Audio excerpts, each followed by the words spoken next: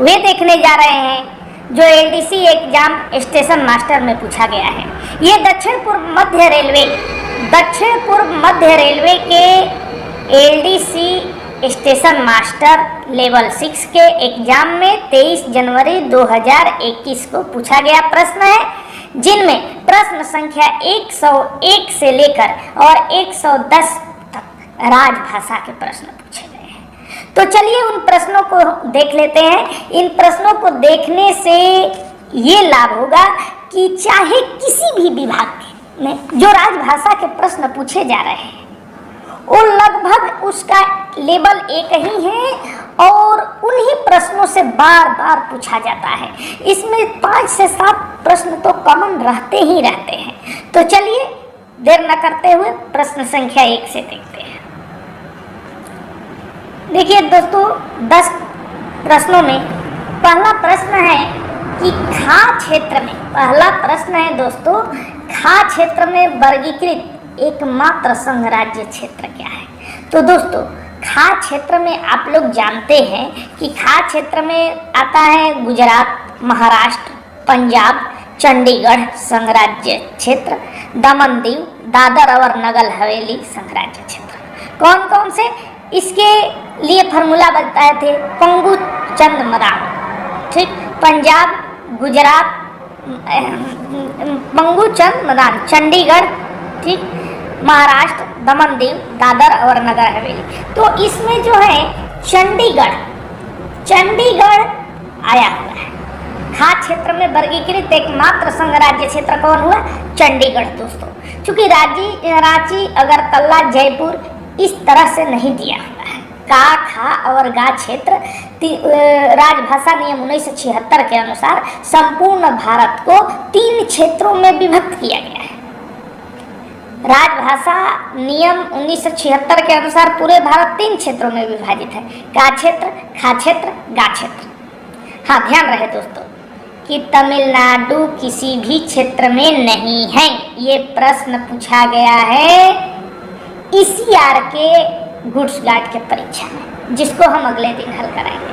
तो देखिए खा क्षेत्र में वर्गीकृत एकमात्र संघ राज्य क्षेत्र कौन सा हुआ दोस्तों? ये चंडीगढ़ इसका सही आंसर है। तो चलिए आगे देखते हैं क्वेश्चन नंबर 102, ठीक। तो 102 प्रश्न क्या है कि संसदीय राजभाषा समिति का गठन कब हुआ था? दोस्तों क्वेश्चन है कि संसदीय राजभाषा समिति का गठन कब हुआ था। तो देखिए संसदीय राजभाषा समिति का गठन जनवरी 1976 में हुआ था। कब हुआ था? जनवरी 1976 में संसदीय राजभाषा समिति का गठन हुआ था। चूँकि ध्यान रखें दोस्तों कि राजभाषा अधिनियम 1963 के धारा 4 के अधीन इसका गठन हुआ था। संसदीय राजभाषा समिति का जो गठन हुआ वह राजभाषा अधिनियम 1963 के धारा 4 के अधीन हुआ है। संसदीय राजभाषा समिति का गठन किसके अधीन हुआ है? राजभाषा अधिनियम 1963 के धारा 4 के अधीन, ठीक। और उस समय इसके अध्यक्ष तत्कालीन गृह मंत्री श्री ओम मेहता जी थे। तत्कालीन गृह मंत्री श्री ओम मेहता जी थे। तो राजभाषा अधिनियम 1963 के धारा 4 के अधीन तो हुआ, लेकिन हुआ कब? तो हुआ 1976 में। कब हुआ? 1976 में। तो देखिए इसका व्याख्या पे थोड़ा सा ध्यान दें दोस्तों कि संसदीय राजभाषा समिति के गठन जो है राजभाषा अधिनियम 1963 के धारा 4 के अधीन हुआ था, लेकिन जनवरी 1976 में हुआ था। उस समय इसके अध्यक्ष तत्कालीन गृह मंत्री श्री ओम मेहता जी थे। तो चलिए अगला प्रश्न देखते हैं क्वेश्चन नंबर 103। 103 क्या है? राजभाषा नियम कब पारित हुआ? दोस्तों आप जानते हैं राजभाषा नियम 1976 में पारित हुआ था। राजभाषा नियम जो है 17 जुलाई 1976 को राजपत्र में प्रकाशित किया गया। राजभाषा नियम के बारे में कब प्रकाशित किया गया? 17 जुलाई 1976 को, और उसी समय से इसे पारित माना जाता है। कब से? 17 जुलाई 1976 से राजभाषा नियम को पारित माना जाता है, परंतु इसका संशोधन जो है 1987 में हुआ था। तो देखिए इसका जरा सा ध्यान दें कि राजभाषा नियम के लिए राजपत्र में प्रकाशन की तिथि 17 जुलाई 1976 थी, परंतु इसका पहला संशोधन 1987 में हुआ था।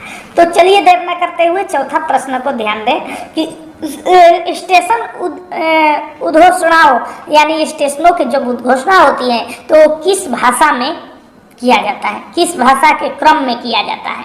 तो देखिए दोस्तों, जब भी स्टेशन के उद्घोषणा होती है तो सबसे पहले वहाँ के लोकल लैंग्वेज होता है, प्रादेशिक भाषा, उसके बाद हिंदी लिखी जाती है और अंत में अंग्रेजी लिखी जाती है। सबसे पहले क्या होता है, वहाँ के प्रादेशिक भाषा लोकल लैंग्वेज, तब हिंदी और तब जाके अंग्रेजी रहती है। यानी इसका सही आंसर हुआ प्रादेशिक भाषा हिंदी और तब अंग्रेजी। तो चलिए आगे देखते हैं क्वेश्चन नंबर 105। 105वां प्रश्न है दोस्तों, भारत के प्रथम राष्ट्र कवि कौन है। 105वां प्रश्न क्या है कि भारत के प्रथम राष्ट्र कवि कौन है।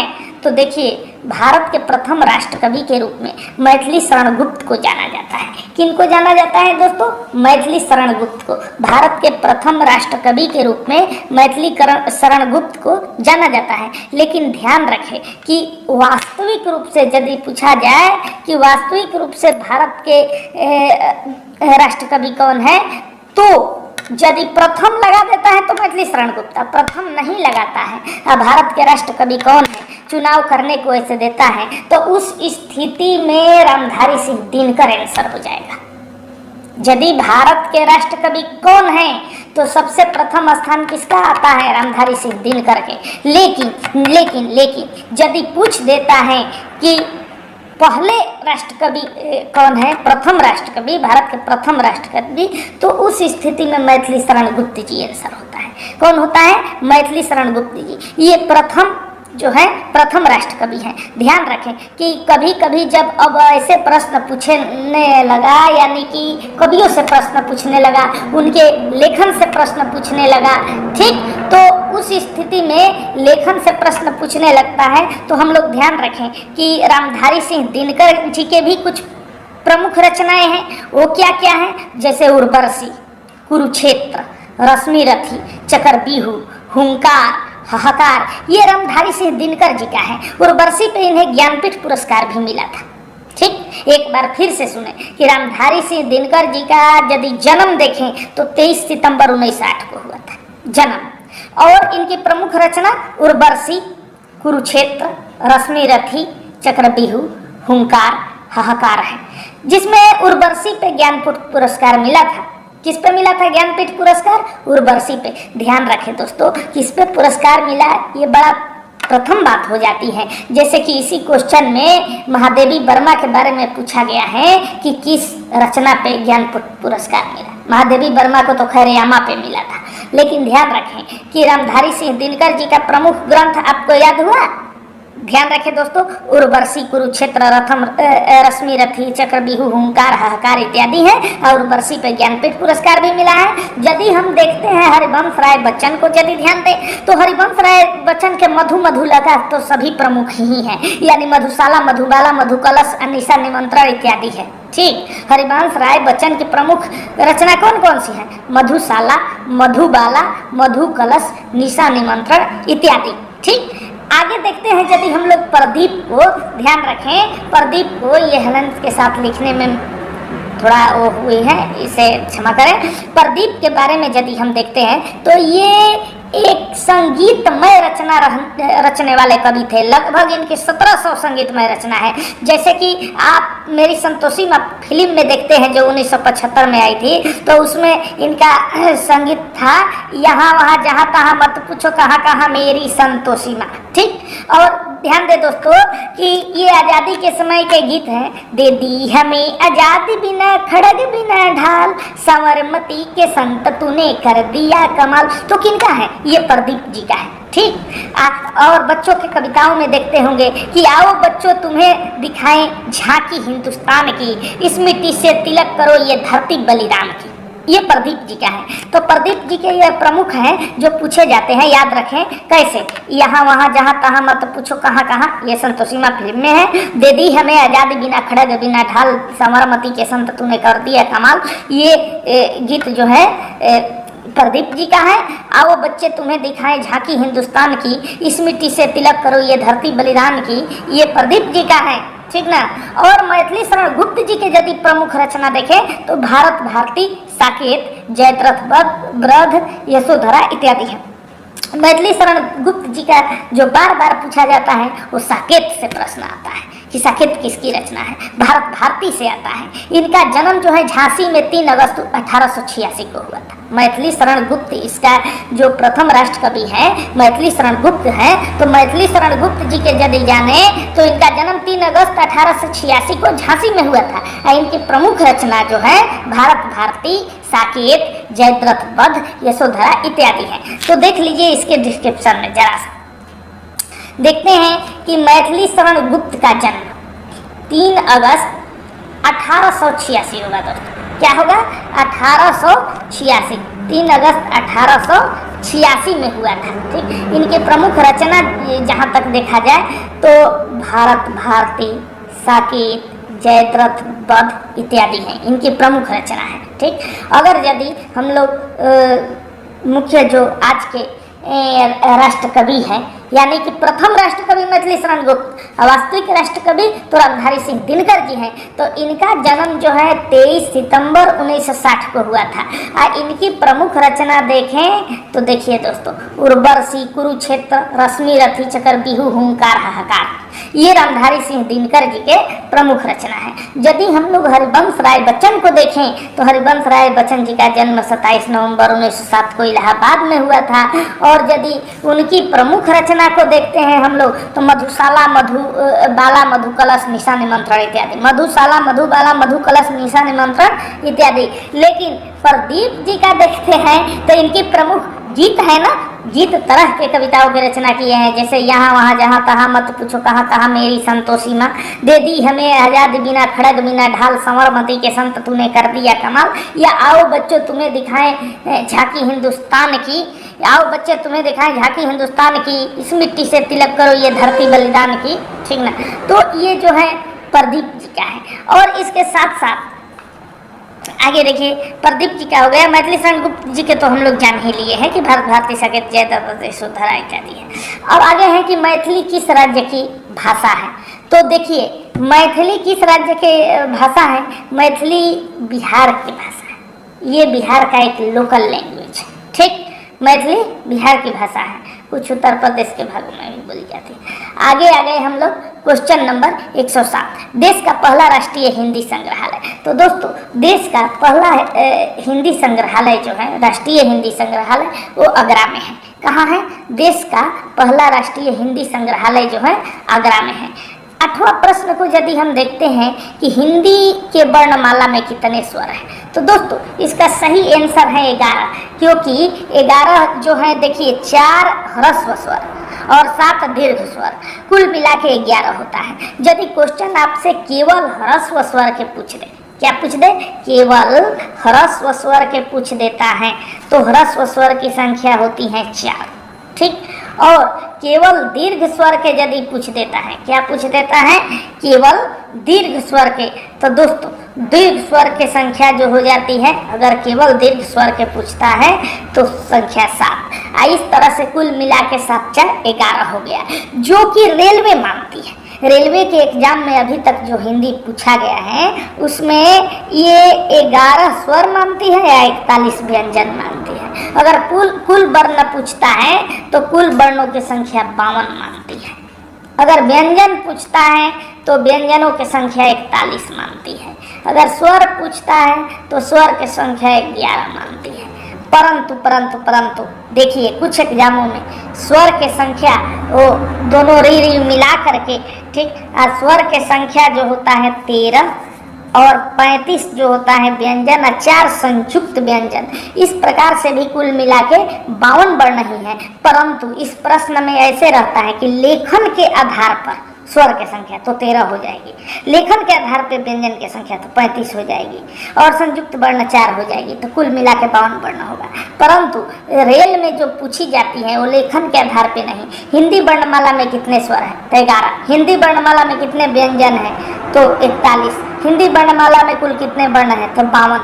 हिंदी वर्णमाला में ह्रस्व स्वर कितने हैं? 4। दीर्घ स्वर कितने हैं? 7।